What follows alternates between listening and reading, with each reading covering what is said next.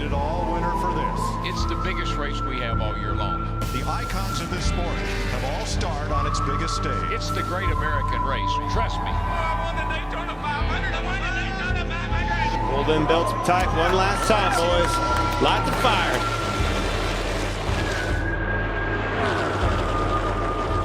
Big push coming now for Harvick. Oh, and around goes a couple cars. Priest upside down. He's barrel rolling through the grass.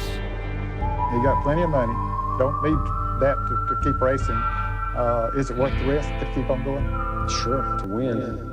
Oh, yeah. Welcome to the Bump and Run podcast. I'm your host, Michael D. White, joined by my two best friends, Matt the Statman Reilly and Eric Daytona Ron. Hope you guys had a great weekend. Hope you guys had yourselves a Team USA Olympic Type 2 weeks coming in with the top of the heap in the medal count. I know Matt was watching the Olympics. I was watching the Olympics. Eric, were you watching the Olympics? Oh, I was tuned in, buddy. I was at work. I had it on the phone. You know damn right I was tuned into those gold medals. I tell you what, this is my favorite year. This is my favorite time of every 4 years. I get so deep in the Olympics. Man, I could have used another 2 weeks, especially, well, I'm not going to say especially after that race because that race was phenomenal, but especially after that winner. I don't know. We'll get into it. But first, make sure you like, share, subscribe, do all that jazz. We're coming to you on a Monday night. Because I got some stuff coming up the rest of the week. So we're getting this one out of the way early for you guys. Might not have as much information as we normally do, but I feel like we got tons and tons to talk about. NASCAR radio today was blowing up on one topic. I know we'll get to it. But first, I got to say, make sure you had yourselves an Austin... I can't... Have yourselves an Austin Dillon type of weekend. He was the big winner down in Richmond yesterday. I had to throw on the T-shirt as a little bit of a fucking... I'll start the show with this. Not his fault. And I'll get into more of it. Yeah, you want to what? I kind of agree with you. We got a lot to talk about. But first, fellas, just how was your 2 weeks in general? We had a nice little off break there. I know me and my girlfriend, we went to the beach. We had a good time down in the beach. The weather cooperated. We got some nice days that we didn't expect to be nice. What did you guys do? What were you guys up to? I saw Eric on Saturday playing a softball tournament. How'd you guys do in that? Once again, we failed to win a game again. Yeah. Dow's Suds and Grub. We give it hell each year at this charity softball tournament. And, once again, we get screwed by the umpires. And we had a miraculous comeback, playing a bunch of 17-year-old high school senior baseball players, and we're all 35-year-old alcoholics slinging beers in the parking lot, right. Giving it our best.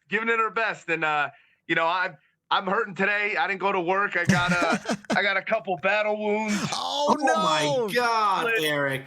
Yep, your boy chopped it down, digging to first base. Tripped over first base, hammer drunk, did a barrel roll. I thought I heard TJ yell, go, go, go. He said, stay home, meaning stay on first base. I barrel roll, get up right to second. Hauling ass. I guess no one expected it because it was so dumb. I'm running, I slide, I make it into second safe, but oh boy, did I pay for it, dude. My whole left side is bruised. I got one of those, what do they call it? The raspberries up on my upper thigh too. Oh man. But that's my competitive spirit. It comes out of you in the heat of the moment. And maybe next year we'll get that win. Well, you got to keep on grinding, right? That's all you could do. How about you, Matt? Make you feel alive. You know what I mean? It's I don't get to, I do it once a year, get those competitive juices flowing, and sometimes it gets the best of you. It happens, man. It happens. Well, I hope you have a speedy recovery on that one. That looks like a gnarly brush. Oh, just like, everything sticks to it. Can't sleep rolling over. You sit in the recliner. It's hitting the side of you. Yeah, it's been tough. Find a couple pebbles in there in a couple months. You got to dig them out of the skin with a razor blade. I scraped it off real good in Dowsey's pool, the Hayward. Oh, I went right over to the Hayward. I cleaned it yeah. out real good. Yeah. Nice chlorine in it. Yeah. Oh, I bet you that burned like a son of a bitch. How about you, Matt? How was your off time in the last 2 weeks? It was nice. It was not like you, Whitey and Eric, watched a ton of Olympics. We're actually like kind of going through withdrawal in the Reilly house. It's like, honestly, it's like we got into a rhythm every night. Well, Steph's a teacher, so she's off, so she'd be able to watch it throughout the day. Yeah. But, for me, I'm watching it, obviously I know what the results already, but I'm watching it through, at night, we're watching it together. I also developed an addiction over your boy developed a hard addiction. What are you on now? Over break. and it's a little something called College Football 25. Oh, yeah. And I waited 10 years for this video game to come out. Spent the money on the new Xbox, got the game, and I've just been going at it with this game. So I told Eric, it's a lot like, a buddy of yours goes away, your best friend in the whole wide world, loves spending time with them, goes to prison for 10 years. You don't get to see him. You don't get to interact with him. And then boom, all of a sudden he's out. Well, now all you want to do is spend time with them. All you want to do is catch up and see how life is. And so I've been playing a lot of College Football 25. Got to get back into the family mindset here.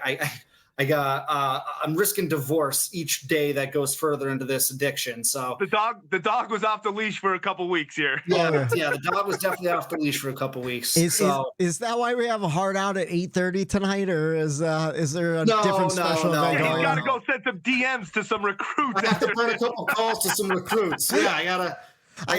Come on, man. I tell you what, watching you guys play this game has me all hyped up. I got to get a new system. I'm still on the old gen system, so I need to get that. And in preparation of GTA 6 coming out sometime next year, I think. So and also the iRacing NASCAR video game is going to be coming out next year, which by all the looks of it's going to be hopefully one of the best NASCAR video games we've ever had. So I got it for two reasons: for college football and the NASCAR video game next year. But anyway, so I've been doing that, spending a lot of time with the Olympics. So I can't wait for 4 years from now. Like you, Whitey, like I was like into it this year, and like in 4 years it's going to be in LA. So it's going to be like it's going to have America draped around it.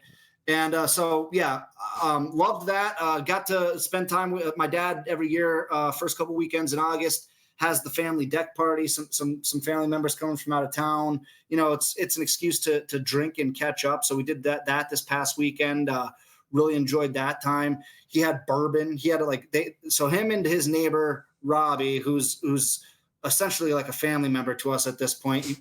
They're bourbon drinkers. So Robbie brings over the bourbon, and we're sitting around drinking, and they put a shot in front of me, right? So like, what do you guys do when somebody puts a shot of alcohol in front of you, right? Like, bourbon? Kick it back. Like, what do you? Yeah. Whoa! What are you doing? You got to sip on it. So I was learning about some bourbon, and I didn't retain any of it because at the end of the day, just give it to me so I can drink it. Yeah. That's how I'm at weddings, Matt. Like you get your champagne thing. I always look around and like I wait for. I'm like, what do I do with this? Like, I just I wait to see what everyone else does first before I just whack it back. I thought that's what you're supposed to do at a wedding when they do the toast. Like, do the whole thing all at once. It's like good luck. You smash the glass. No, I think we're supposed to sip it. Glasses. As we all grew up together, we all learned together that the best way to go about it, the fastest way to fun zone, is just by kicking them back. Yeah. Oh, right? yeah. It's just something we haven't dropped along the way into our mid-30s. And so Thursday at Pocono every year. That reminds me and Eric, we went on a little road trip with our buddies out to Pittsburgh. We saw Journey, Steve Miller Band, and Def fucking Leppard for our buddy Bubba's bachelor party.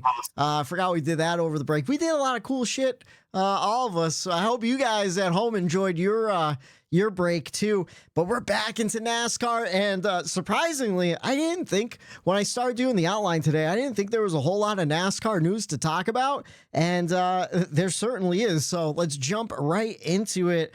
The first story, and it was a big one, dropped on the Thursday.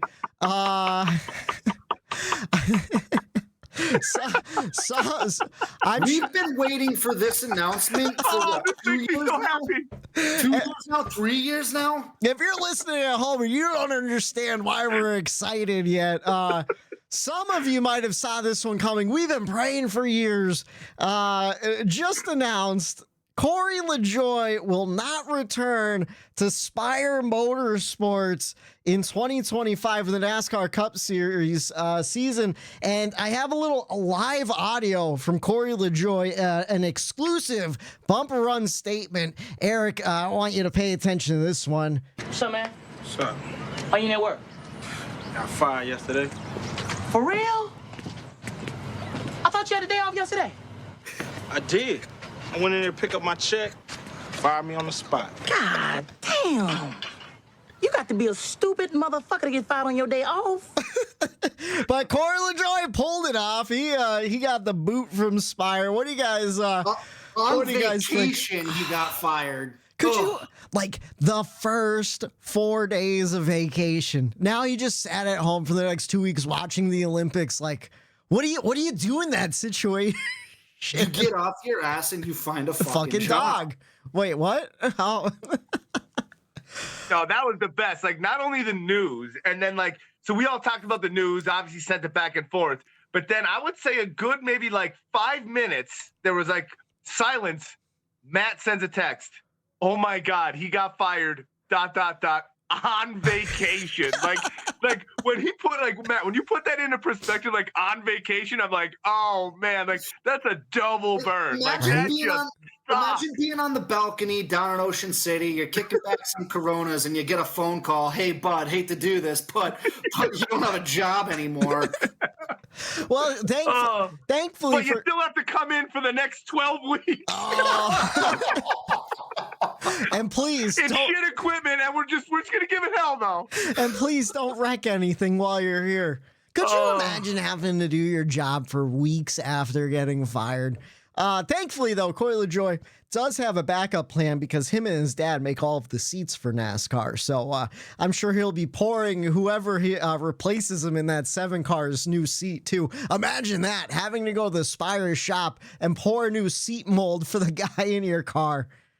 Can I just point out, like, listen, we're not assholes here. Like, we're not celebrating someone losing their job. No. But what we are celebrating is the fact that and now if you're a longtime listener of the Bump and Run podcast, you would know our frustrations and why we're so happy about Joey Logano. Christ almighty.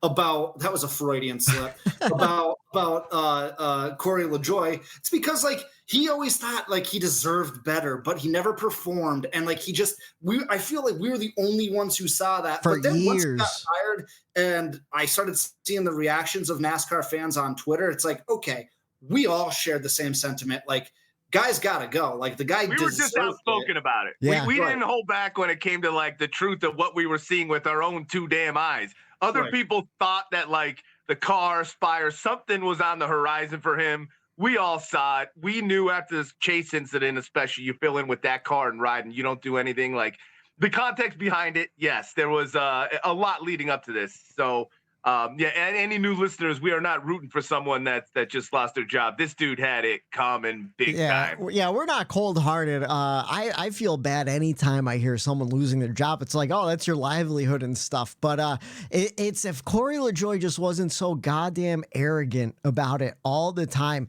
You know what really set me over the edge was last season. He had a brand new helmet painted by the off-axis guys, and it had shoe on it, which is in terms of hot shoe. Like, he's some hot shoe jumping into the car. He gave himself that nickname with no performance to back it up. And you can't help but not feel bad for that guy, you know? Right. And speaking of other Spire news, though, it seems that, let's see, where is it? Fuck. Oh, the McDowell stuff? Oh, no. Yeah. Travis Pearson named crew chief for Michael McDowell at Spire Motorsports next season. So that is his current crew chief. He's jumping ship and heading over to Spire. So it seems like those two are good duo too. So yeah, smart move on that one for sure. And then whatchamacallit? Let's kind of fly through these because there's a little bit of different ones. Juan Pablo Montoya making a return to compete in NASCAR for the first time since 2014. Going to drive that 2311 car at Watkins Glen next month. What do you guys think about Juan Pablo Montoya coming back. I think he's going to do phenomenal, to be honest with you. Especially in this car, right? I think he's going to be one of listen, I keep saying it, and I'm going to keep saying it. These ringers that these teams bring in, as long as they keep going to teams like 2311 and Trackhouse that are going to give them a third car that's worth something, not just a back marker fill-in car. 'Cause I think that's where I always had the problems with these Boris Seds of the world, who are great in their respected fields of what they do. Yeah, but they're when you're driving going a Spire into a car. ride like that, you're making all of you and whoever does this look bad. But the 2311 ride, the Trackhouse rides, I think they're good enough that when they put someone in the caliber of Juan Pablo Montoya, I think he's going to fare. I think he's going to fare pretty well there. I have a fruit tree growing right behind my computer here. Let me just reach forward here and grab some low-hanging fruit, pluck that off. You better hide the jet dryers while he's out come there. on, man. Come on. I was gonna say, don't make a jet dryer joke, man. No, I agree with what Eric said. We haven't seen, everyone that comes in has been absolutely killing. Now, Juan Pablo Montoya, I don't know if he's been doing side stuff or whatnot. I honestly haven't been keeping up with Juan Pablo Montoya for what he's been doing since he stepped away from NASCAR. So I don't know if he's still competing in some sort of series or not. He's like a guy that would. I would think he's doing something. Yeah. He but went back to like the V8s or something where, I'm sure he did something. I'm sure he's doing something as well. I don't know, Whitey, maybe if you're looking that up, but if he has been doing something and he hasn't been out of a ride for whatever the past 10 years, then why not? I mean, we see what SVG's done. We've seen what some of these guys come in, from other series and do, especially with these cars in the road courses. So, there's nothing that tells me he's going to be in good equipment. There's nothing that tells me he's going to do bad, besides maybe just being away from the game for a while and not knowing, how to race the guys around him. But other than that, I can't say one way or another that he's going to be good or bad. Now, now, pardon my French here. I'm going to destroy this name, but I think Juan Pablo is going to do a lot better than that Yokashira Maya guy. Yeah. That's not French. No, what was it? It was Kobayashi was his last name, right? Or am I? There was a couple of different guys. Something along those lines. It was a mixture of what we both said, if I'm being honest. But he showed speed in practice and qualifying, that guy from Japan, in that 2311 equipment. He did, and when you have speed in the car, I think where he had difficulties was he doesn't know the style of actual racing that car, and instead of just getting a hot lap in. Anybody could get a hot lap in one of these cars, but it's about maneuvering yourself through the field, strategy, pit stops. All of that matters. And I think Juan Pablo will have a better feel for this car being, similar to V8, same thing with SVG, how he could pick it up. I think the racing product will be a better outcome with Juan Pablo in there over someone like that dude from Japan. So I think it'll be interesting to watch. I'll definitely be looking out for him. Especially at Watkins Glen, a track he's super familiar with. And I just looked it up. He's been racing sports cars the last 10 years pretty consistently, jumping around from team to team and stuff. But competed in 24 Hours Le Mans last year, doing a lot of stuff. So I bet you he's still pretty sharp on a road course. So a little side snippet here, not to get into the weeds too much, but you guys know, and we've mentioned it on the show before, I grew up watching NASCAR with my old man and everything like that. And then somewhere in the 2000s, growing up, going out, I kind of stepped away from NASCAR for a couple years of my life there. And then one year while I'm in college, hey, Daytona 500, let's watch that, right? Oh, it gets rained out. Well, guess what? I'm going to watch it tomorrow night, Monday night, right? So I'm sitting there watching the Daytona 500. It's my return back to NASCAR. I'm enjoying the shit out of it. Holy God, these guys are, there's so much competitiveness on this track. I'm really enjoying it. I think I'm back. I think I'm back in NASCAR. That was the race that Juan Pablo Montoya hit the jet dryer, and I've been back ever since. That is a hell of a comeback race too, where it's this major event in NASCAR history that just gets repeated over and over again. Same race that Brad Keselowski took a picture inside the cockpit during the car, and that's what introduced NASCAR Twitter to the world too. It's there's a couple little that Dale Jr. and Brad Keselowski foot raced to the Porta-John Oh, oh yeah. I never went back and watched that race, to be honest with you. Is it? Yeah, maybe I'll do that in the off season. I'll watch all the Daytona 500s. I'll try. That's the one that brought me back in. Did he? Kenseth won that one? Yeah. Nice. Whatchamacallit? Speaking of road course racing, though, I don't remember if we talked about it. I think we did. Charlotte Motor Speedway is reconfiguring the Roval for this year. And it's begun. They've begun the paving process to reconfigure the Roval in a section of the infield between turns 6 and 7. They're connecting them. They're getting rid of that little inner loop deal in the center of in the center of the road course. So that's begun. I believe it should be done before we get there in the playoffs. So we'll see how that goes. And then let's see. It would have to be. Right, unless they're Look, I saw someone posted that Bozzi might have posted some pictures of like some layovers of the old versus the new. Yeah, because it looked like it was a sharper turn coming in, but the layout is the same. It's just it looks weirder because of the new pavement and where the fresh turtle is going. But I think it might be a little bit sharper coming in where they repaved, reconfigured. It's a tad bit different. Yeah, Whitey, Eric, great follow that Bozzi. Bozzi Turek or whatever. Yeah. I'm butchering his name, but great NASCAR follow for like the tech. Great insight on what happened this weekend too. I don't know if you boys saw what he just said not too long ago. It helps me form my opinion. Yep. Yeah, so if you don't follow him on Twitter, it's definitely a great follow. He posted the SMT data of Austin Dillon the last two laps of the race yesterday. So we'll get into that. Let's see. Toyota's David Wilson is retiring as VP, and Tyler Gibbs will be appointed president of TRD. No relation to Coach Joe Gibbs. So I was hoping it was.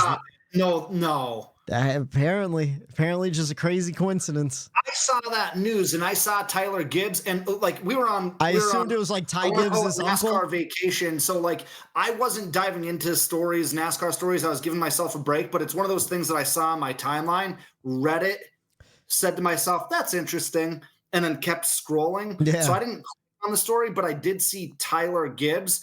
And I just thought, like, oh, that's got to be like Ty Gibbs' like brother or something, like uncle, like because uncle or something, yeah. Because his dad was named Coy. No it's like, oh, what are the chances of that? Right. I figured Ty was named after like his uncle Tyler or something like that. Nah, no, just a crazy coincidence. Maybe somewhere down the bloodline, it's they're related, like fifth cousins 14 times removed, or I don't know how that shit works. And then let's see. I wasn't even sure if I wanted to include this one, but Bristol Motor Speedway is going to host an MLB game in 2025. Does that move the needle for you guys at all? Make you want to watch a baseball game?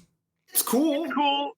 Some of the baseball people that I follow are kind of intrigued about it. They sent it to me in my DMs, like Colin and Jay. You know what I mean? Like, oh, look at how like.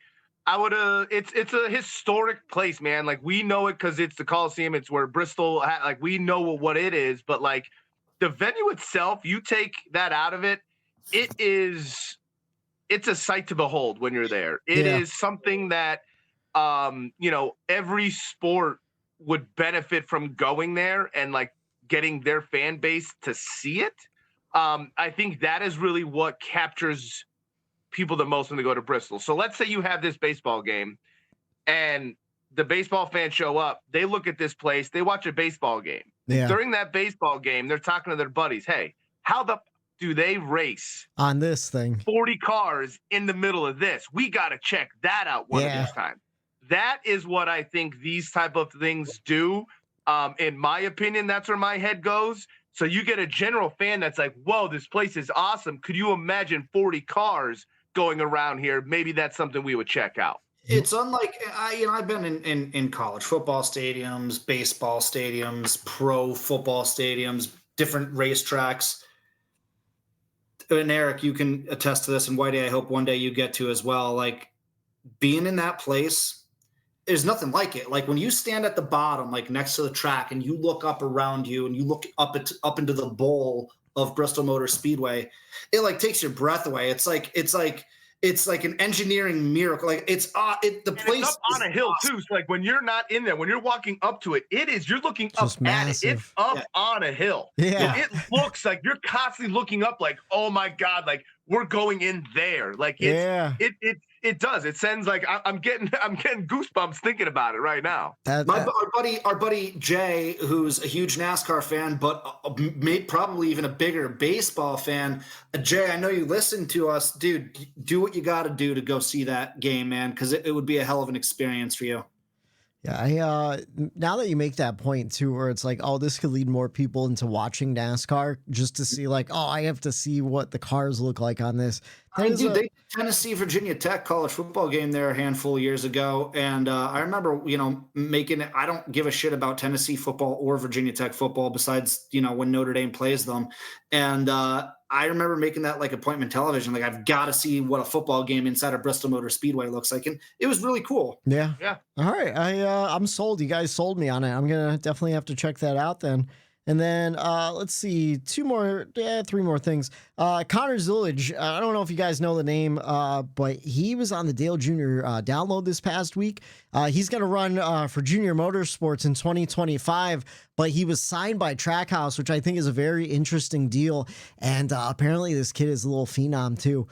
He's running a couple truck races and a couple Xfinity races this year, but listening to his story, he was over in like Europe karting at 11 years old, like just on his own, him and his coach and shit. So, should be pretty interesting. Did you guys get a chance to listen to that, Matt? I know you listen to the Download every now and then. I actually, again, over break, I kind of stepped away from all of it. Just first of all, side note, we need a 2-week break every year. Every year. We're not getting it. Every year. Because I am ready to go for the last. Oh, I was excited to do the show today. It was the perfect amount of time off. I'll say that. It was perfect. Yeah. I'm excited. I'm excited to watch the last 4 races of the season because that's all we've got. Or the last 3 races of the season because that's all we've got left of this NASCAR season. We got a great regular championship battle on our hands. What was that? I just said we have a great regular season championship battle on our hands, and no one is talking about it right now. But the top 3 we may as well talk about it because in my mind, that's the championship right there. Well, top 3. You're hopping on board, buddy. You're hopping on board. I said this years ago. I'm on board too. And right now, the top 3 separated by 6 points. Kyle Larson, our point leader, 779. Tyler Reddick in 7, just 5 points back. Chase Elliott in 3rd, just 6 points back. Denny Hamlin, 21 points in 4th. I can't believe the season's almost over. For real. For real. You want to like once the break came, I'm like, man, this season is kind of flying by. This year's flying by. Unfortunately, the summer is also flying by. I can't believe it's already the 12th. We're halfway through August, but it was a good summer. You know so what far. happens when the summer comes to an end? I'll get it. I'll get to it in my records. seems to be happening in the past few years here. Oh yeah. Anyway, sorry, we went on a tangent there. Connor Zillage, I don't know much about him besides what I know. The DBC boys got into it earlier in the year, told us to kind of watch out for this kid. So they're industry insiders, so I'll take their word for it. Really excited for Junior Motorsports. Obviously, me being a Junior Motorsports fan, can't wait to see what he does. But that's what I heard about him through just him racing good and being there and running in ARCA, running in whatever truck. He's made an impact enough in the races that he was giving a shot at for me to recognize his name as a NASCAR fan. So whatever he's doing it well, and he should probably earn a shot for sure. Yeah, he just turned 18 like 3 weeks ago too. So this kid is literally a kid. And then let's see, speaking of signing, Daniel Suarez signed a 1-year contract extension with Trackhouse. I know they were trying to put that deal together pretty much all summer long. Kind of surprised it's only 1 year, but kind of not surprised at the same time. What do you guys think about Daniel Suarez re-signing with Trackhouse for a short time? Prove it to me deal. Yeah, I think so too. I like it. I mean, yeah, you got that one, super speedway, you call it lucky win or whatever, but the speed hasn't been there in a hole for Trackhouse, so you can't put it on that because Ross is struggling there as well. So, I would say Trackhouse, they took him in. They are loyal to him. That's what he said in the beginning when he signed there. They reached out to him. They said, we're going to do this together. And I think it shows loyalty from Trackhouse and from Pitbull and those guys to stick with your driver and your team. And that goes a long way in my eyes. You know what I mean? Not just ditch Schwartz for the next best thing that might not work out either, you know? So to hold on to a guy, give him another shot, another year, see what happens. I think it's earned.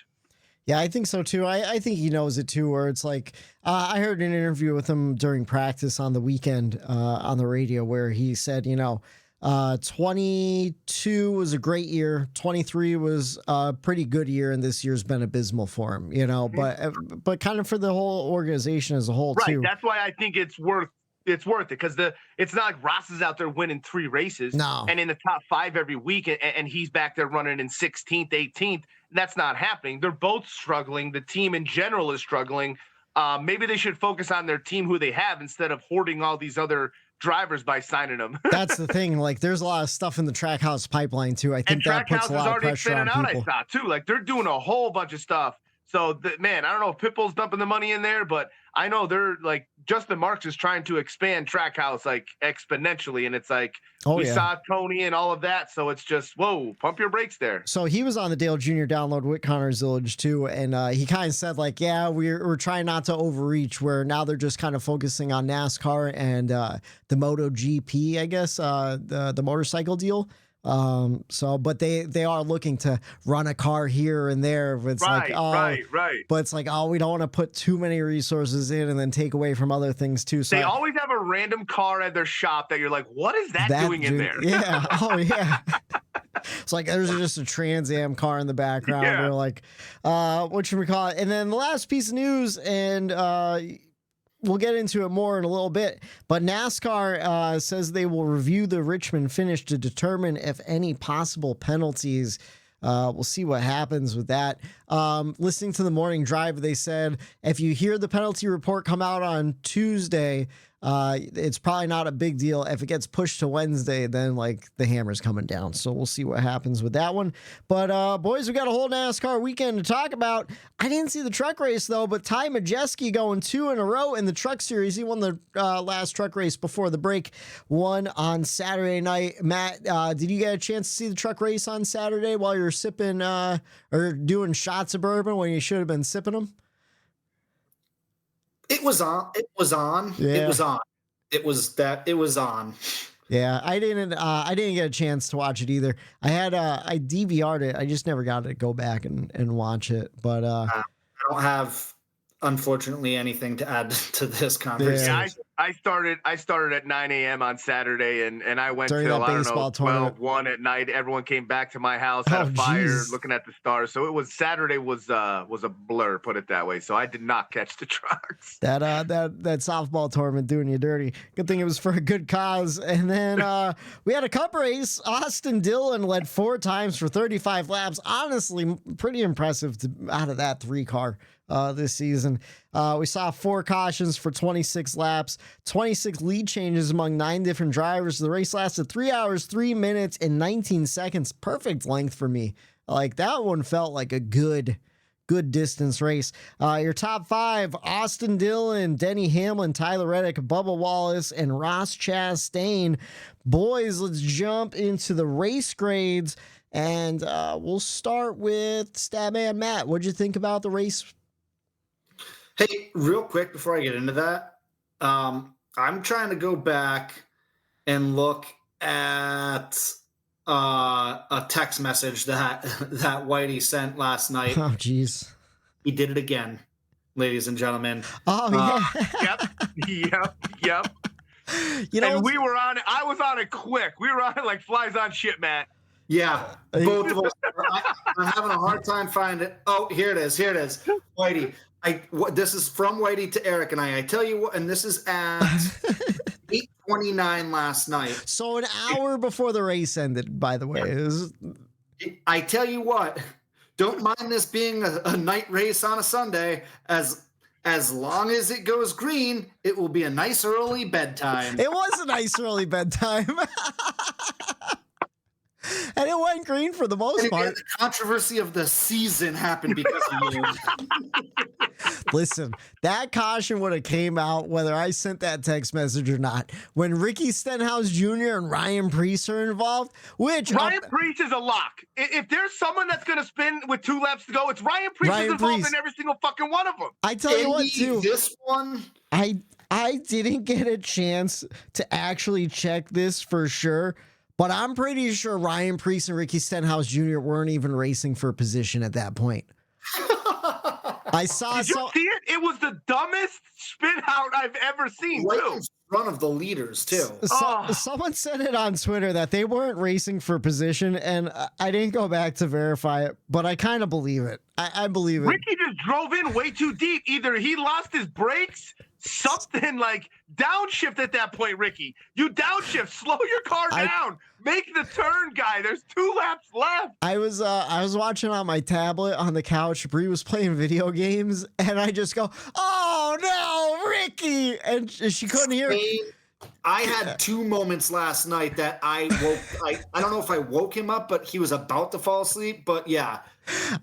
She pulls her headphones out and she goes, "What happened?" I go, "Ricky Stenhouse Jr." She goes, "Back to his old ways, huh?"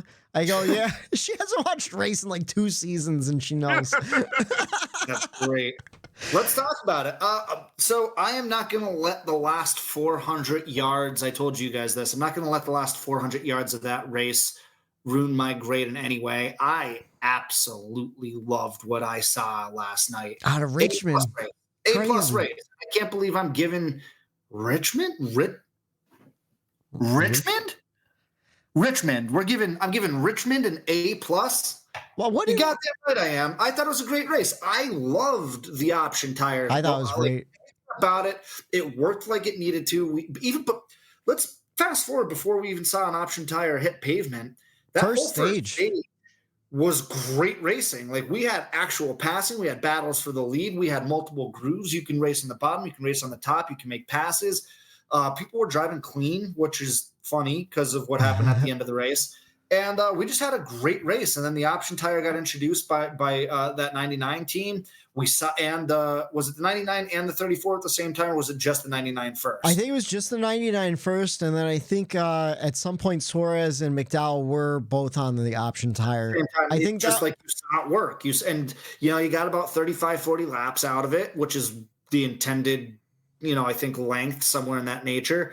And I think it just introduced a whole new layer of competitiveness and strategy into NASCAR. I truly do. Now, I'm sure it's not going to work everywhere, right? I don't know what the ground rules are for what NASCAR plans on doing going forward. Maybe you guys can enlighten me on that, but I don't think we're going to run it every race, right? No. Like, that's just short tracks. Is that what we're doing? I think it's wherever the wet weather package is, because essentially, the way I heard Greg Stucker from Goodyear say, it's essentially the wet weather compound without any grooves cut into it. So it's a wet weather slick. And I don't know if they have those compounds set up for the bigger tracks. You know what I mean? But it could be a possibility in the future. And I'm really hoping it is. I am too, man. I am too. But anyway, loved what I saw. And I guess when do we go into this? Do we do this now? Do we wait for everyone? Let's get everyone's grades and then we can get into it. Yeah, here, because I'll hop right on. Matt, yeah. I agree with everything. It was hands down, yeah. It was an A. The whole race was great. Option tires. I'm going to go a step farther, and instead of just giving you an advantage like it gave to Suarez and McDowell, first one to throw it on. Okay, you get an advantage. You could hop out onto the field. But where I also liked it was Christopher Bell, late speeding penalty. Oh my God, race. I'm like, you got to be kidding me. Of course, late speeding penalty. Well, this option tire gave him an actual legit shot at the end of that race to put those option tires on and make up, maybe not win the race, but salvage a day where you were the dominant car. So without that option tire, or at least, with it, like if you have it gives teams or a driver, if you've had an issue late in a race or in a race and you're behind, especially at Richmond short track, you could go down multiple laps there.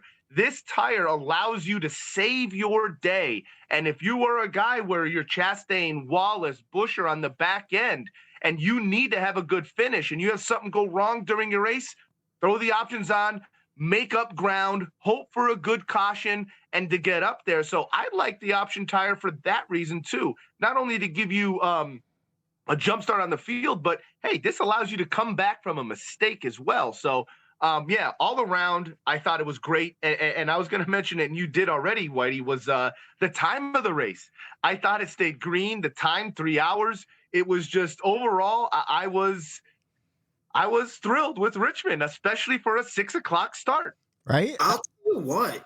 I was upset about, we've bitched about, I mean, Vegas usually does it, the 6 o'clock start on a Sunday that's not a holiday. See, they do a 7 o'clock, I think. Yeah, it might. Yeah, Usually, it might be. I think it's usually a 7 o'clock, which kills us because then it takes us to 11.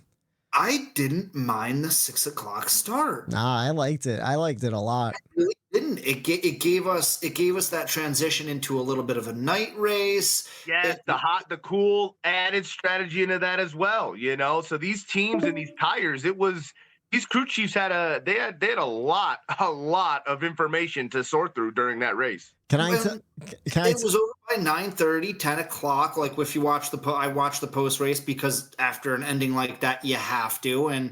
And yeah, I was in bed at a decent time, even being hungover for a wild Saturday night. You know, I was still okay today going into work. It wasn't like we were up until 11:30, 12 o'clock, you know? So listen, I liked it.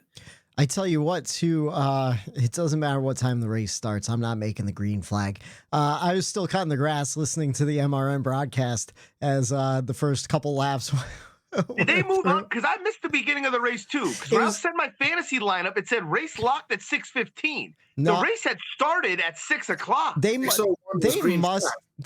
have moved it up because when I did my fantasy, it said it locked at 5:56, and then green flag was 6:01. So maybe no, they did. Mine said green flag was 6:15. Okay, yeah, and it's 6:01. But I did my fantasy like an hour before. So well, that's what I did it too. So I'm like, oh, okay. So I turned the TV on. I'm like, oh shit, we're 4 laps in already. What the hell happened? Matt, go on Bob Pockers and see if they moved up the time of that race at all. Usually have the green flags, but yeah, it was like 6:01. That's what killed me because I'm like, oh, it's a 6 o'clock start. I got some time. I got till like 6:15. Yeah, that's what I thought too. Usually it's like 6:15, 6:25 or something like that. Yeah, but yeah, it killed me with the first couple minutes. But I totally agree with you guys. I give it an A. Controversy aside, we saw a phenomenal Richmond race. I'm also curious, what did we give the spring race, or at least Matt, what did you give the spring race? Because I know you keep track of yours, but I feel like the spring race was a pretty good one for Richmond too.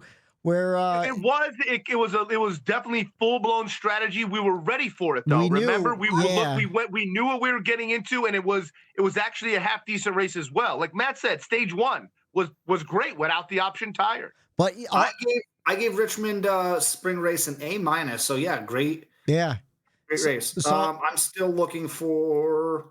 So yeah, Richmond's definitely on the uptick. I was super jealous that I wasn't there where it's like, oh man, I think I need to get to a Richmond race, especially if it's a night race like that. I feel like the track temperature, all that stuff was great. Yeah, man, dude, you were talking about weeks and weeks ago. Yeah. Because it's only like a 7.5, 8 hour drive from us or something like that. Yeah, it's not that much at all. And whatchamacallit, one thing I did want to bring up, I can't remember now. It wasn't just strategy though. This race, we saw so many competitive battles throughout the field all day long. Where I'm like, man, like I was starting to second guess myself in the first stage. Where I'm like, is this good? Let me text the guys and see if this is good because I feel like this is really good. But I mean, I might just be in a good mood. I was hanging out on the front porch watching on the tablet. Sun was setting. I had a beer in the hand after cutting the grass. I was feeling great, and I tell you what, the 20 and the 11, dude, that battle just was back awesome. And forth, going back and forth, teammates on the line, getting like there was a couple of times I'm like, oh, these guys are getting a little chippy out here. And, oh yeah, you know that was all throughout the field. I mean, you have Bubba, you have Ross, these guys at the bottom of the cut line. On the cut line. dude, they were up there racing, and I love to see that they're was up on the doing wheel. really well early on. 2 days ago, Saturday morning, Bob Bacchus tweeted 6:01 green flag. Ah, okay. All right, so I guess we just weren't paying attention. I don't know. But yeah, totally agree with you guys. Give it an A for sure. Controversy aside, let's jump into the checkers and wreckers. 3 wide for the lead. 1 lap to go. It's this week's checkers and wreckers.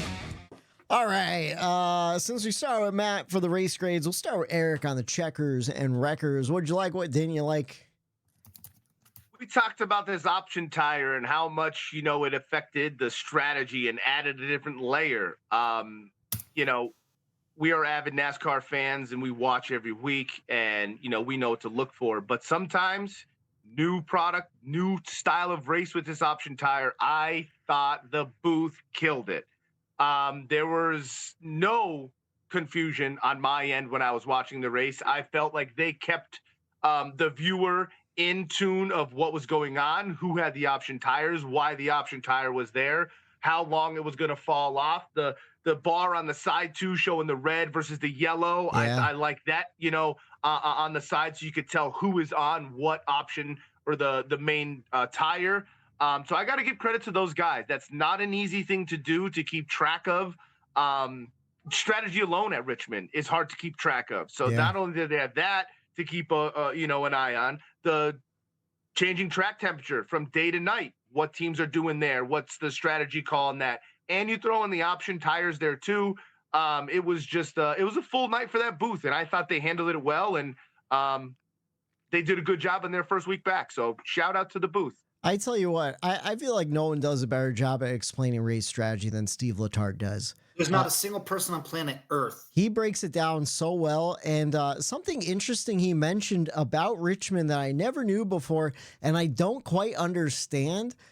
He said that it's one of the few tracks where you don't lose a lot of time on pit road. He said you lose about 20 seconds, which for a short track, like that's not too much, Because he said it goes like you enter at the beginning of 3 and then you come out exiting 2, I guess, and just the way it is, I don't know. I have to get like a true visual on that one because it was confusing. But like you said, like that option tire, man, it gave people a chance. But it was interesting to follow that whole night, and I really like that they put the little red and yellow arrow. Yeah. That was a real nice touch. But yeah, and it wasn't. It was just subtle. It was always just right there, so you knew who. Mm-hmm. It was just. Could you imagine Fox having to handle that? Oh, we would never know. We would have no idea. No fucking clue. We would have 2 people running out, and one in a yellow square, and the other one's a red square, triangle. They would have to like wrestle in the infield or something. Oh, which one's going to work It's out the better? option Is versus this the tire going to prime. work, or is this tire going to work? And they'd be mud wrestling or something. Yeah, for sure. For sure. How about your wreckers, though? What was your wreckers for the weekend? My wreckers goes to Toyota. I just feel like, seems like at the end of the summer, I mentioned it earlier, they seem to have some issues. Now, I don't know. We kind of speculated a little bit. I think it was Whitey, like we were going back, like, are the Toyotas fast in the beginning of the year? And then those motors, once they're run a second time, come the end of the season, do they have issues? It seems like they're having a lot right now. Look at what happened to Ty Gibbs. His bubble shrinking like you wouldn't believe because he had a lot of engine issues. Yeah. Truex, don't even get me started. I had him in fantasy. Great day. Engine issues. Christopher Bell, engine issues. Brake issues. You could even go to Denny Hamlin. Pit crew issues start to come up around this time of the season too. So I don't know if Toyota, if they just get too lax at the end of the summer, they rely on their speed and they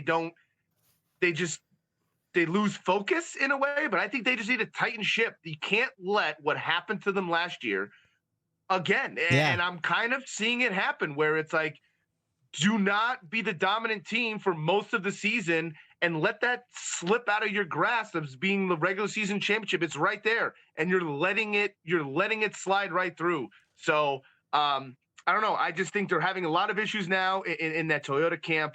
And now is the time you want to pounce. We got Michigan coming up. where that is speed, speed, speed. People could flex some muscle there and say, okay, we're going into the rest of the end of this summer. We're going to be the teams to beat. So I know they're going to have speed. Are their cars going to make it through the whole way? So I don't know. I'm just curious, and it's going to be something I'm going to watch here moving forward, because we saw the Truex debacle of last year.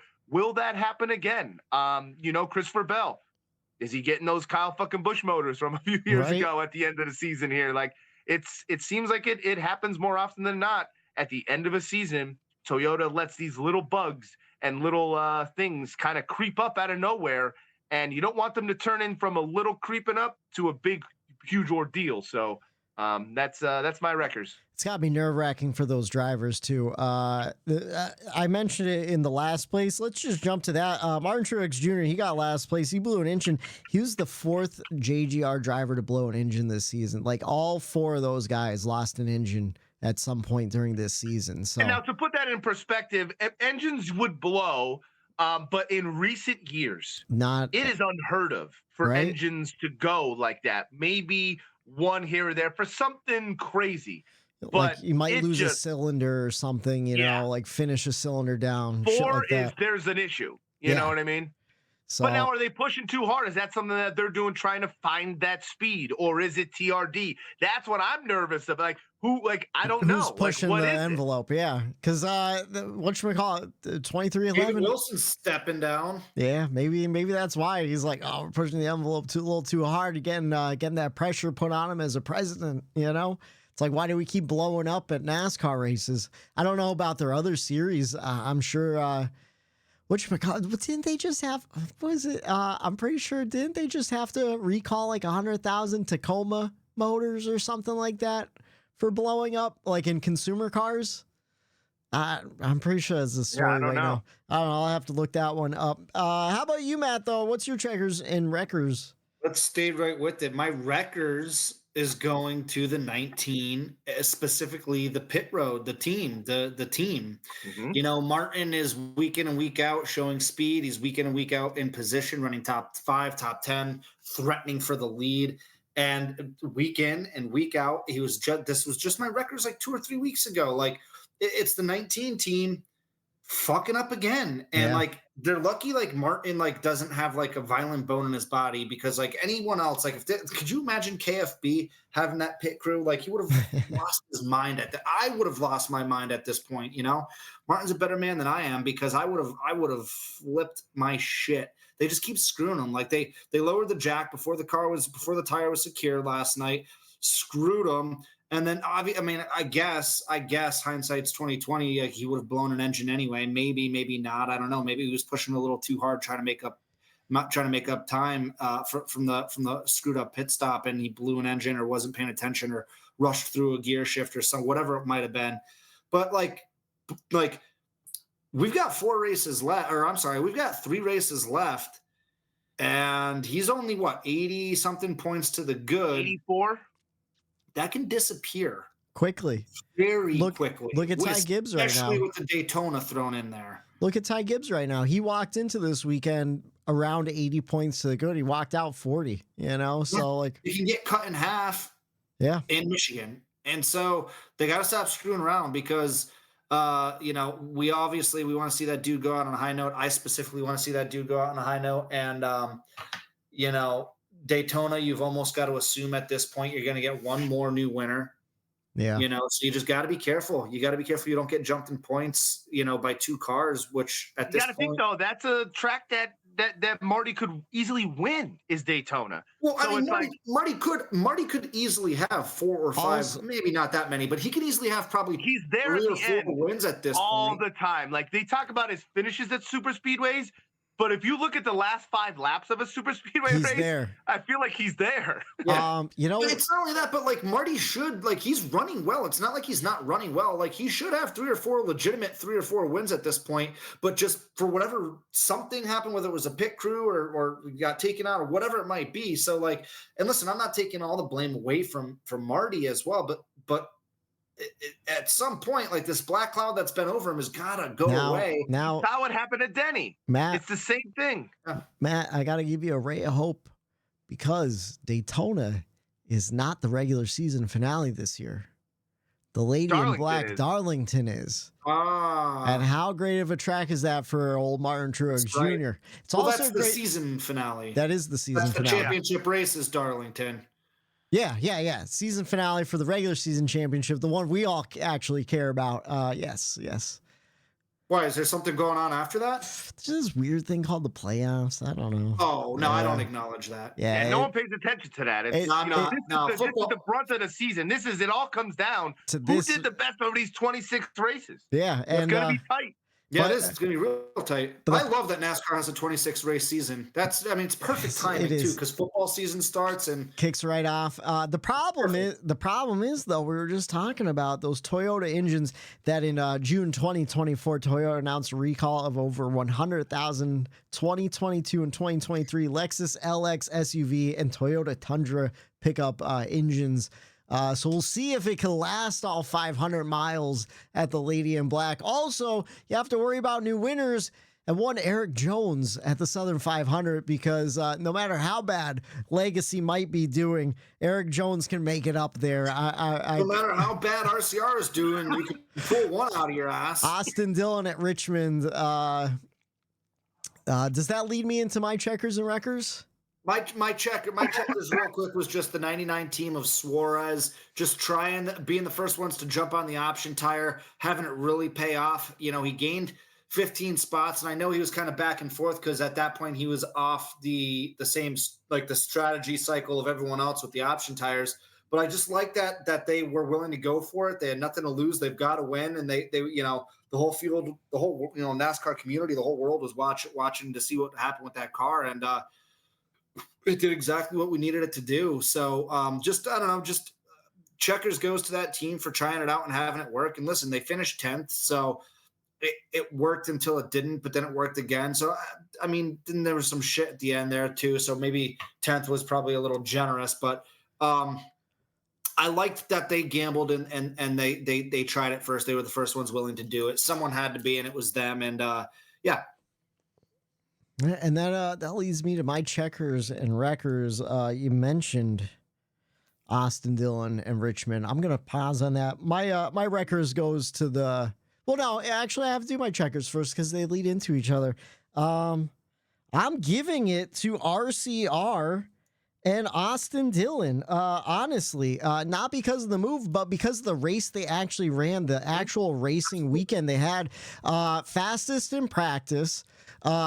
Fourth quickest in a 10, 15, 20 lap average. They didn't fall off until 30 laps, which not a lot of people did. Started sixth on the grid and ran a really good race all day long. He earned that win up until that final caution came out, and then he scummed a win. And that leads me to my wreckers, which is the win and you're in system.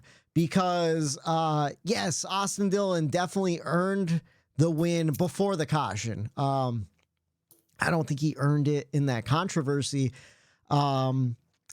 But I don't think he earned a playoff spot either because you spent the whole entire, we're at 23 races now, is sitting in 32nd in points. Up until, I believe, last year, you wouldn't be eligible for the playoffs. NASCAR went and changed that rule. You used to have to be in the top 30 in points.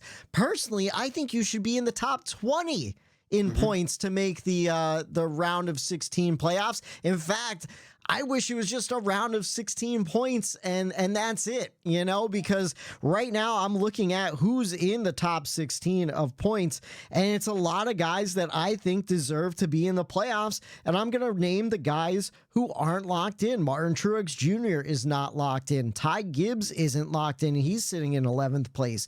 Bubba Wallace isn't locked in. He's sitting in 12th. He ran a really good early season, had a struggle midway through, and has been throwing it back together. Moved himself up into 12th place. Chris Buescher, a guy we all love, who hasn't had the season he had last year, but still pretty consistent, sitting in 13th 13th place in points, not locked in. And Ross Chastain sitting in 14th. Hell, I'll even give it to Daniel Suarez, who was locked in early on, struggled for the rest of the season. He's sitting 16th in points. I believe he deserves to be in the playoffs at this point. In fact, the only person sitting outside the top 16 that I don't think should make the playoffs is Austin Cindric sitting in 20th and Austin Dillon sitting in 26th currently. I think the Austins are the spoilers of this playoff system, and they're not going to go anywhere. They're not going to make it out of the round of 16, whereas I could see a guy like Suarez sneaking a win at Watkins Glen in the first round. You know, I could see a guy like Chris Buescher getting a win if he could make it into the playoffs and advancing on to those next rounds. And I really, I never mind it, the win and you're in. Because usually it'd be a guy like, oh, he's in 22nd and he won, you know, where he's like, yeah, he kind of has a chance. We actually saw it a couple years ago with Austin Dillon when he was, I believe it was 2022. Everyone thought he'd be out of the round of 16. He had a great Darlington race. He had a great Richmond race. He ended up making it to the round of 8, I believe. Maybe it was the round of 12. I can't remember for sure. But Austin Dillon coming on 32nd place. Get the fuck out of here. But I do have to give him his dues. He had a great Richmond race up until the dump-in run. He didn't even bump Joey Logano. He flat out fucking laid him out. Ran in there like Dovin running into first plate and sliding in, tearing up his legs and shit. So let's get into the controversy, boys. What did you think about that? I'll tell you what, Whitey. First plate is what you get at the Chinese buffet. It's first base, brother. Yeah, home plate. I mixed the two. It's been a Monday. This is my first day back. I had all last week off. This is my first day back to work. In 10 days. It was tough waking up on an alarm and not on the sunshine just hitting my eyes, you know? So let's talk about this. Yeah. Let's get into it because everything you just said, I agree with, Whitey. Whitey, I agree. Like, you know, I've said this in the past. I've told you boys, hey, I acknowledge the regular season winner. Then I flip my mind frame around and I watch whatever ensues that NASCAR wants to let play out. That's fine. I have my own thought process because it's obviously a gimmick at this point. Yeah. Obviously, this is an entertainment thing. You know, you saw Dillon tweet out, oh, look at how many eyeballs, how many tweets, are we trending? Look at NASCAR's trending because of me. Like, it's, yeah, to but me, not for good reasons. That's the problem. Yes. So, like, if this race happened and there was no win and you're in, and it just happened the way it happened, and Austin Dillon just gets this win, and it doesn't lock him in. It's just a win. He's still sitting in. Maybe it gets him to 31st in points. No, I got with him a to win. 26th. Fine. It would have been electric. Yeah. NASCAR world would have been on fire. It would have been awesome. We would have been so excited to talk about this. Oh, my God, did you see what that crazy son of a bitch Austin Dillon did? Yeah. I thought his brother Ty was the maniac out there. But no, look at Austin coming out here, wrecking people for the win. Oh, my God, I can't believe this. Fuck Joey Logano. Fuck Denny Hamlin, those two cocksuckers. Like, it would have, honest to God, been thrilling. Yeah. Knowing that he didn't just take a playoff spot. But that is where I think all of the hatred and the people bitching, it's like, this is bullshit, comes from, is because they know a car that is going to do nothing, has done nothing, not a top 5 in 50 races. Right. And Since you're going to Bristol give Dirt that a last playoff year. spot.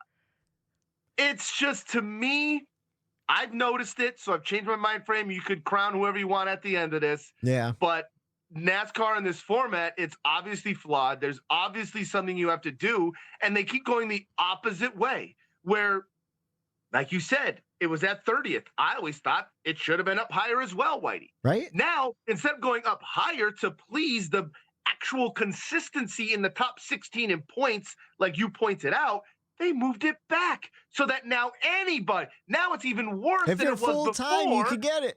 And this proves it right then and there. And I applaud Austin Dillon for doing it, because I will say this: earlier in the week, I flipped out on Snapchat with you boys, saying like there's this caller and Moody, and he was going back and forth about Ross Chastain, and how he needs to drive more aggressive. And Moody was like, well, you don't want to get enemies. You don't want to get enemies. No. And I said, you know what?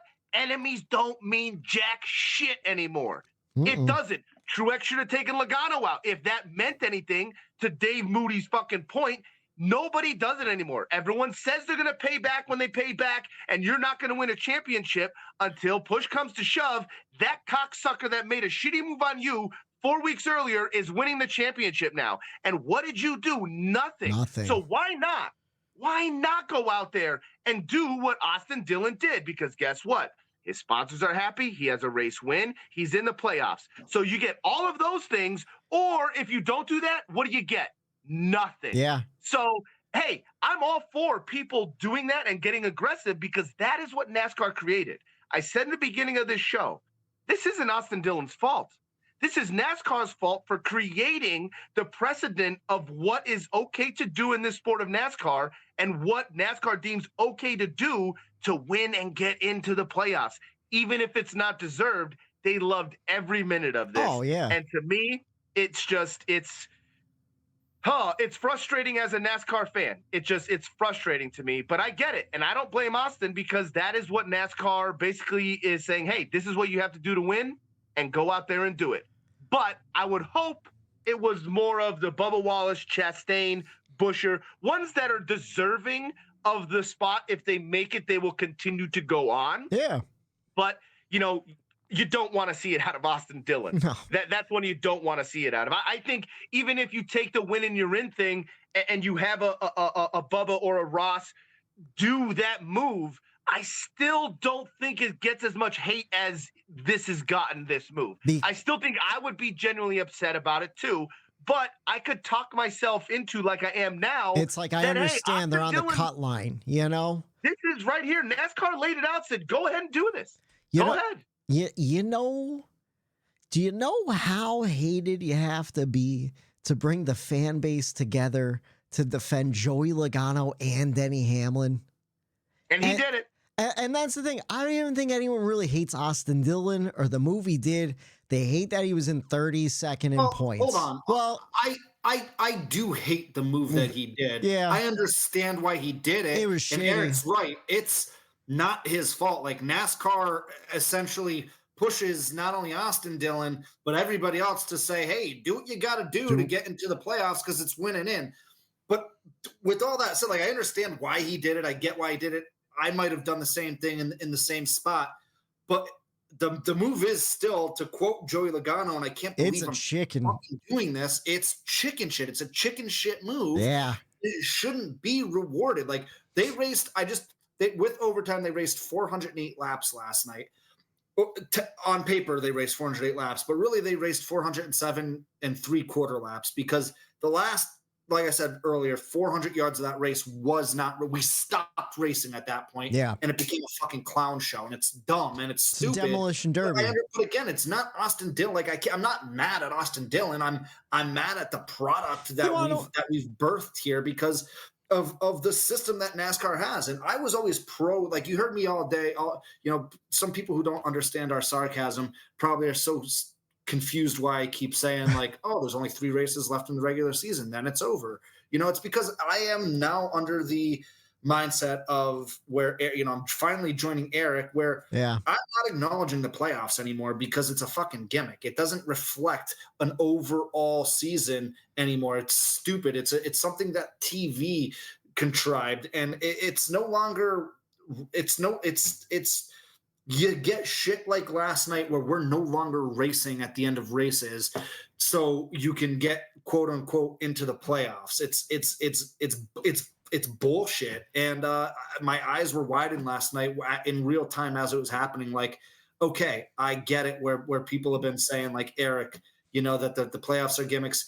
I've always been pro playoffs. Hey, it's fun. It's exciting. I'm a big sports fan outside of NASCAR. Yeah. Every sport has playoffs. Not like this. And it's just let's go. I'm at the point, I sound like a boomer. Let's go back to the season long point standings. And if there's 5 races left left, and we know who the champion is, then guess what? They earned it all season long. Listen, watching Tyler Reddick in second place in the standings, I'm like, yes, let's get back to a season-long championship. I would totally love that. And you want to know what? I can't. You want to what? You know, we've been saying you can't blame Austin Dillon for pulling that move, but you can. Because Austin, no, you could. Yeah, 100%. Because he's not innocent. He's not innocent here. Yeah. And if NASCAR, honestly, and I'm at the point where, listen, you want to get gimmicky. If NASCAR comes out on Wednesday and they say the race win is encumbered, we're yanking it from you. Yeah. I'm totally cool with that as well, because why the hell not at this point? We're making everything else a gimmick. Why not just take wins away and do this and do that? Because there's no consistency with anything. So I don't want to hear about consistency, because we talked about this 3 weeks ago. The only consistent thing is that they're inconsistent. Yeah. And so let's just make a fucking mockery of it all, because we're already doing it.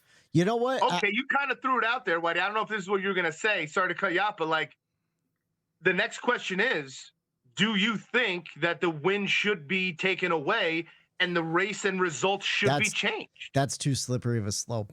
I think that's way too slippery of a slope, to be honest with you. I think with the SMT data and what they did to Denny makes this not a slippery slope at all. I think this makes it the most level playing field you've ever fucking seen in the world. The SMT data came out today, and I know you guys had the stance this morning, and honestly, and you might still have the stance. I don't know if it's changed for you guys. I still can't You guys tell. said this morning that you didn't think he wrecked Denny.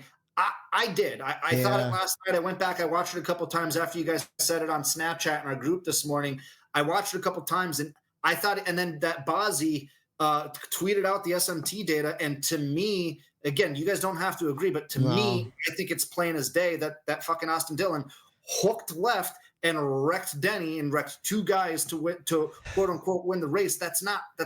I likened. Think about this, and maybe I'm off kilter here by making this comparison, but I told you guys this, with the Olympics fresh on my mind, track and field fresh on my mind. Imagine watching a track event and the guy in second reaches out his leg and trips the guy in first, and then a guy coming around him to take the lead, he elbows him too, and he ends up winning the race. Like, the whole world would be like, that's not racing. What do we do? What that NASCAR's equivalent of that happened last night. So the problem with the SMT data for me is once you make contact, your wheel's going to move no matter what. And I don't know what was SMT from him moving the wheel or the wheel moving from contact, Well, but if that's the point, then and like trying to readjust, then get the fuck out of the car, because you don't have, you're not competent enough to he gassed up and turned left. The SMT data is clear as day in my mind. And he did what he did. Yeah, I don't see. This is where I'll go with you, Whitey. Like, I think because what Boz also did was he played the video of the exact time that happened at. Yeah. And to me, this comes down to, you can look at the SMT data and you can say I'm hard fact on SMT data, but when I look at an SMT data and I look at the live video, it's too bang of a play, Matt. Like, think of football. Is it a catch or not a catch? Is that pass interference or not pass interference? And you're a referee and you have to make that call. I think, like what he said, okay, he's already wrecking Logano. Now, if he throttles and smashes in to keep going, he's at the exit of the turn. You have to turn that way and throttle up to stay in the racing groove. And where Denny was, I think that one was bang. But the SMT that shows him going and driving in to Joey, that was where I think it's the blatant. He ran into the back of Joey. I think the Denny thing was after the fact. Now you're scrambling. Now I'm making it to the finish line, and it is what it is. Agreed, totally agreed. But in my mind, but you also have he made the conscious effort. He made the conscious effort of starting it with Joey Logano. Right. Everything that is That's what I'm saying. Like, he initiated it. Yeah. Denny is just an aftermath of the initial. I'm gonna fucking plow through this guy to win. Yeah. So like Whitey is saying, and I don't disagree with you guys. Like, you don't have control after that because you've just made contact. You're kind of trying to gather your bearings, but you shouldn't be in that position anyway. You put yourself in that position. So whether it was on purpose that he meant to take out Denny or not, he still took out Denny. And thank God Denny's okay. I don't want to be like, the woe is me guy with, safety and all that, but like, it could have ended not great, even if he just snapped his wrist or something, but it was for no reason. When have you ever seen second place take out first and third in one quarter to win? Right, and then go win. That alone makes it seem like you did something fucking bad and wrong completely when second place takes out first and third. And that's why I started to say is like he made that decision, and I can name about 10 drivers that probably wouldn't have done what Austin did to win. I can name 25 drivers. A driver could have done that this year 5 or 6 times at the end of a race. And they didn't do it. Really wanted to drive in. Chris Buescher could have did it a couple times. You're right, Whitey. Right there. Could have done it. Yeah, a couple times, and he didn't because he's a classy fucking driver. And even if you're sitting in 30th in place and you have a day where like, yes, I'm gonna win, and then something happens. You finish out second, you give the interview, you go, you know what? It's been a tough season. I'm just glad to get a good finish. Hopefully this is moving the trajectory up in this organization, but they don't do that because RCR just wants to make the playoffs no matter what. That's why Austin Dillon won in Daytona when everyone else wrecked, and fucking Tyler Reddick was already locked in, so he had to push him to a win, and trust me, he fucking pushed him to a win. And also some damning evidence is the spotter yelling "wreck him" the whole entire time. That doesn't help anybody's fucking case about any of this shit. Now, the thing is, too, like, I think we're all real fans about this, and if this goes back to the win and you're in thing. I want to get rid of the win and you're in because it allows me to still be a race fan. Yeah. Now, I'm going to explain this to you. I want nothing more than for Eric Jones to win every single race here on out the rest of this season. Yeah. Darlington's coming up. Daytona's coming up. He could easily win both of those races. Great at super speedway. Daytona has a win. Darlington, obviously 2-time winner there. I would want nothing more than to see him win there, but I do not want him to win and take a playoff spot. I want to root for him to win and see him win and not have that affect the actual real playoff field that I believe he knows. He knows he's not a part of it. Austin knows he's not a part of it. And me as a fan, I almost can't root for my driver to win because I have pride in the integrity of it all. Yeah. So if my driver wins at Darlington at the end of the season and he gets into the playoffs, I'm pissed at myself and my driver. It's like, because it's a bad situation. I could be excited, but then I'm like, dude, what? Like, he's not like he's not gonna do anything, you know? Like, yeah, I almost can't root for my driver at that point to win a race because I am a fan of the sport in general, and I would feel bad that my driver would win right now. And if you take the win and you're in out of it, go top 16 like you're saying, then I could actually root for my driver to win these next coming races and not feel bad about it. How exciting was it in 2022 when it was the first year of Next Gen car? We had all those different winners in the playoffs. Chris Buescher won in the playoffs. He wasn't locked into the playoffs, so like that didn't matter. Jones won in the playoffs too, right? Didn't he win? Yeah, the first race of the playoffs, the Darlington race. Yeah, and it's like, oh, you get excited for the win, and it doesn't affect the rest of the season at all, you know? Right. So I don't know, man. It just sucks. It really exposes the playoffs for kind of being not the most entertaining. But boys, I gotta give it to NASCAR here. Option tire, they threw it out there. Yeah. We wanted it. They gave it to us. Richmond. This, I'll tell you, I don't want to get negative again on the back end here, but Richmond wants races. Give them another shot with what this race produced, but those grandstands did not look like what I wanted to see in those grandstands on Sunday. But you want to know what? Maybe going to one race, which I believe is happening next season, will help those grandstands like Pocono did. Maybe have a Pocono effect, but I loved what I saw at Richmond. Never in a million years. That's why we say to you listeners out there, always keep an open mind when you're going to Richmond because you never know what you're going to get. But let's jump in to the next segment because I know Matt's got to get out of here. And there's not a whole much more to talk about the actual race itself. A lot of guys led a lot of laps, though. It was really interesting. Go back and check out the official results to see who was doing really well. But we are heading, and MTJ blew up. We talked about that. He is the last place this week. But we are heading to the Irish Hills of Michigan. Xfinity on track 330 on USA for the Cabo Wabo 250. Is Sammy Hagar from Michigan or something? He must be. And then I feel like keep going. I'll check that out. And then Cup on track Sunday 2:30 on USA for the Firekeepers Casino 400. Shout out to longtime listener and friend of the show, Charlie Warner. He's heading to Michigan this weekend to see the race. I hope you see a great one, man. I hope Chase wins for you. I really do. Chase Sammy Hagar, the red rocker. My dog gets a red rocker. That's why we get female dogs. Whatchamacallit? But we are headed to Michigan to go He's over. from California. He's from California. So why is Cabo Wabo sponsoring a random race in Michigan? That's pretty interesting. Maybe the company's from there? I don't know. Sammy Hagar had the Cabo Wabo Beach Bar in Atlantic City. I used to hear commercials for it all the time coming out of school because they would play him on Philly Where's Rock and Roll radio. Hall of Fame? Cincinnati, Ohio. So it's not even there either. I don't know.